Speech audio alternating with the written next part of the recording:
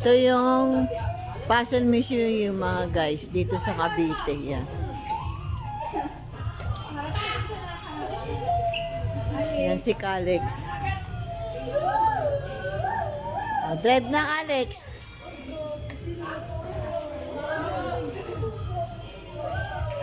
Tara guys, papakita ko na sa inyo yung mga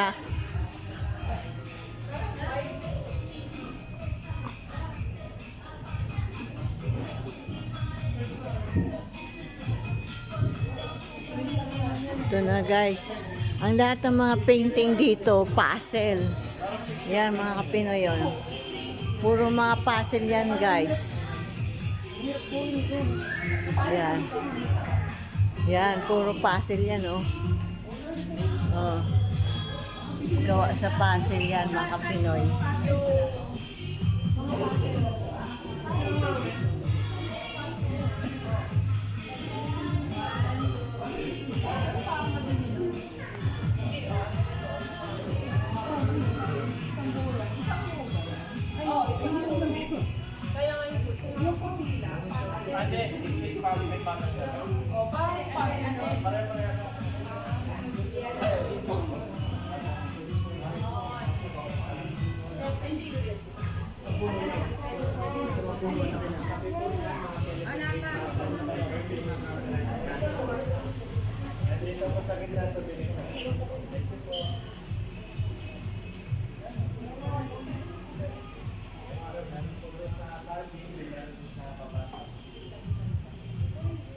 Ito guys, so third biggest puzzle. Yan, ang ganda.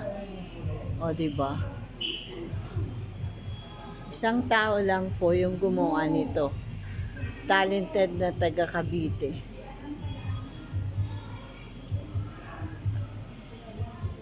Yan, ang ganda guys, so. O, diba?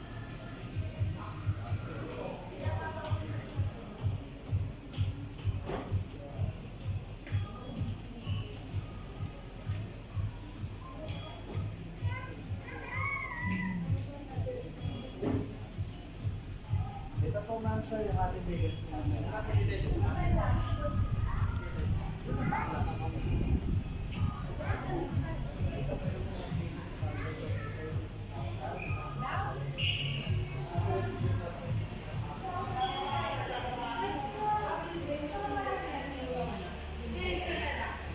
Yan, mga puzzle yan guys. Yan.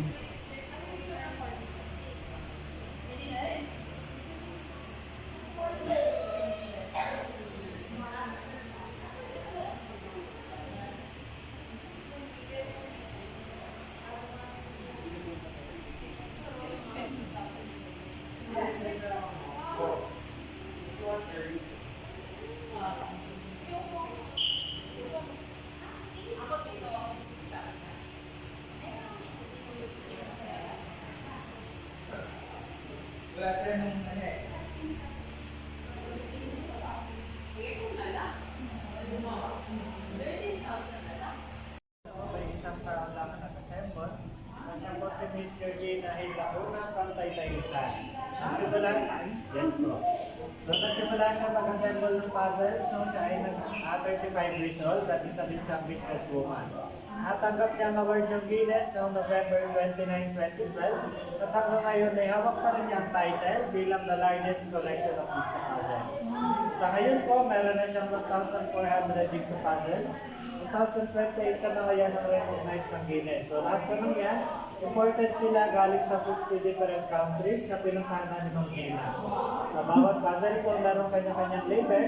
Nandiyan po yung title, number of pieces, completion time, at yung origin na pinanggalingan ng puzzle. So mamaya po ma'am, doon po sa right side, patadaanan niyo po yung the first puzzle.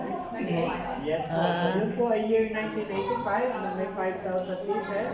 Natapos sa loob ng 3 days. Wow, ang dali lang 3 days. Yes po. And doon po sa corner po yung kanya Mona Lisa puzzle na may 1,500 pieces. Natapos sa loob ng 14 hours. Talagang ano, talent niya. Yes po. Oo, Meron din po gifted. tayong monitor. kung saan yung mapapanood yung kanyang life story. So, na-featured po siya sa Rated A. Ah, Nag-apply na po dito sa museum, tataas tayo ulit ng second floor para naman sa kanyang 3 biggest puzzle na nakita ko. So, i-explain ko po yung mamaya. Attorney dress po ba? Yes po. So, mga guys, lahat na makita niyong paintings gawa sa puzzle ng pinakamagaling na si Georgina Hill Lacuna. Siya yung Guinness World Book of Record na largest collection ng jigsaw puzzle.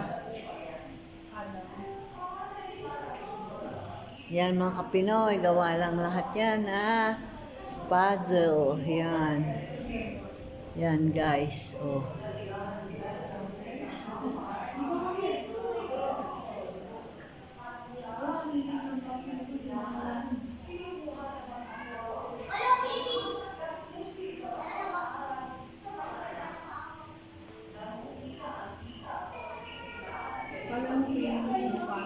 So, ang ganda.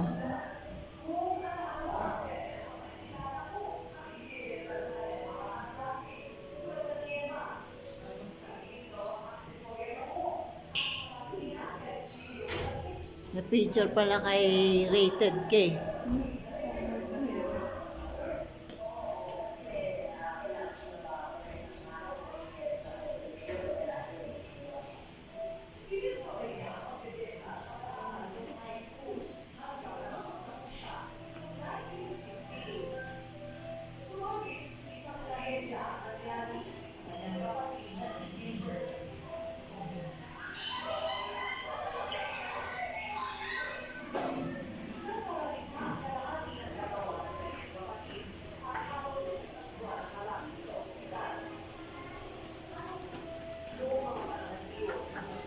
Ito yung room guys.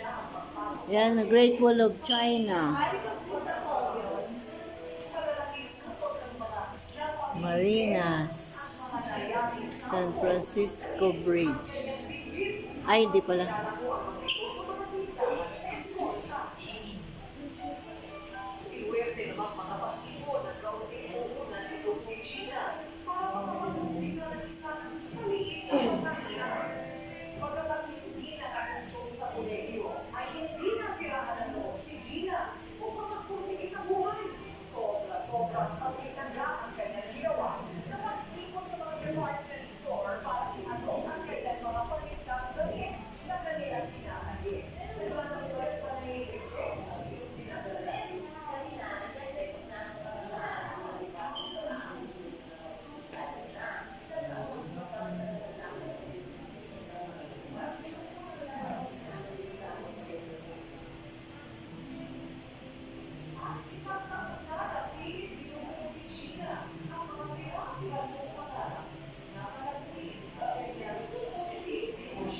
Ito yung first puzzle niyang ginawa mga kapinoy. Yan o, ang ganda. Yan. First puzzle na ginawa niya.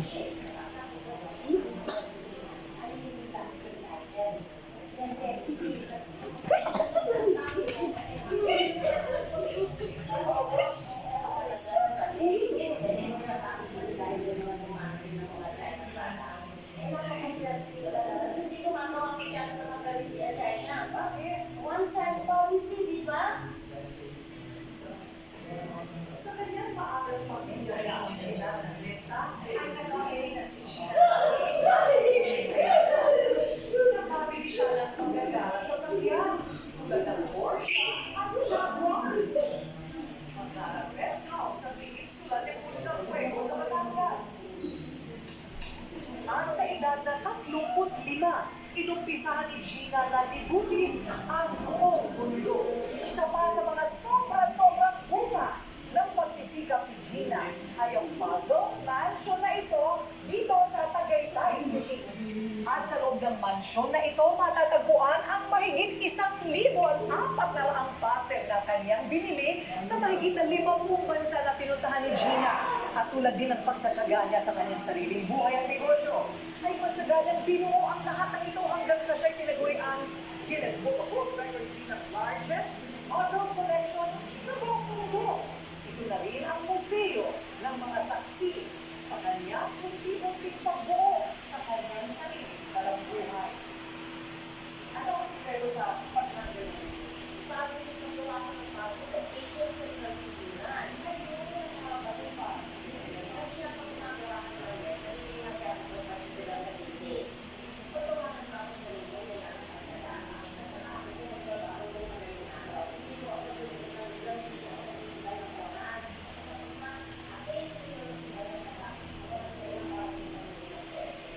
Isa. Ito yung mga Japanese na puzzle. Japanese painting na puzzle. Yan, Japan.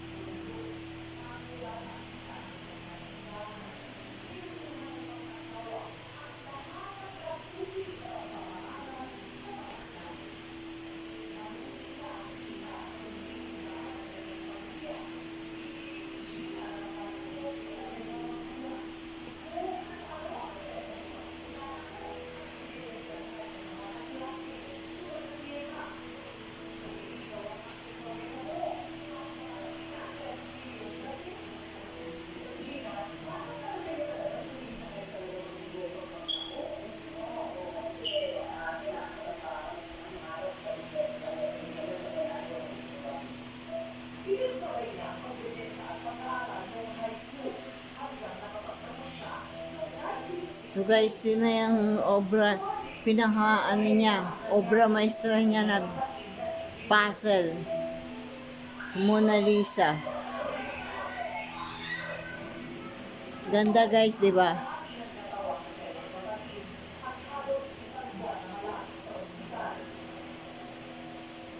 Noong mga panahon iyon, kinailangan ng sakripisyo ni Gina ang pagpasok sa kolegyo, kapalit ng maagang pagtatrabaho. Malalaking sukot ang mga napamiling tela at mga nayaring sample ng mga damit ang kanyang tigil habang kilala mo ang mga ito sa mga tindahan sa eskolta. Si Huerte huwag makapag-ipon at kaunting puhunan itong si Gina para makapag-umpisa ng isang maliit na kompanya. Magalang hindi nakatutong sa kolegyo ay hindi nasiraan na noong si Gina upang magpursige sa buhay. Sobra-sobra pagtityaga ang kanyang ginawa sa mag-ikot sa mga department store para inalok ang kanyang mga panindang damit na kanilang tinatahi. Naglalako kayo para i-reject at inyong ginagala dati. Kasi nga, siyempre, pag nandun ka na sa mga department store, aambisyonin mo na maging supplier ka. Isang taon ako nagpapadala ng sample every Tuesday sa isang malaking department store. Isang taon na pinapalik yung sample ko every week. At isang taon na napilit binubuo ni Gina ang mga pira-pirasong pangarap na palaguin ang kanyang munting negosyo. Hanggang masumpungan nito ang ideya na gumawa ng damit para sa mga buntis. Napansin ko na walang masyadong maternity dress ng mga 1980s. At natuklasan ko na ang maternity ay hindi luxury item. Necessity. Sapagkat pag lumaki ang tummy mo, automatic. Hindi mo na alam kung ano susuotin mo. Oo, hindi ka na talaga ng damit. Ito huli, medyo natakot kami dahil may mga tumatating ng mga China product. Eh, napakaswerte din talaga. Hindi gumagawa masyado ng maternity ang China. Bakit? One-child policy, di ba? Sa kanyang maagang pagtityaga sa edad na 30, ay nakabili na si Gina ng sariling bahay sa Taytay Rizal. Nakabili siya ng magagara sa sakyan, tulad ng Porsche at Jaguar. Maglarang guest house sa Peninsula de Punta Fuego sa Batangas. At sa edad na 35, inumpisahan ni Gina na libutin ang buong mundo.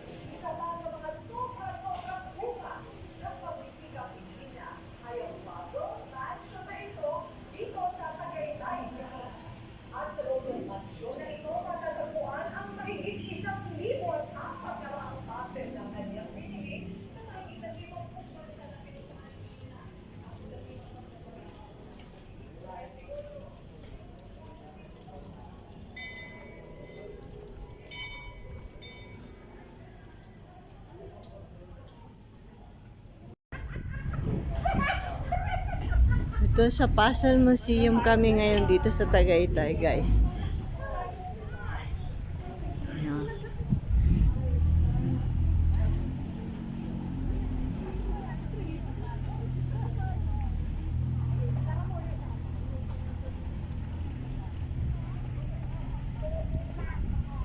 Ay, baga, ano muna pala ka.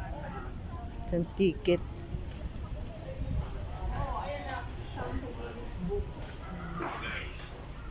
Ito.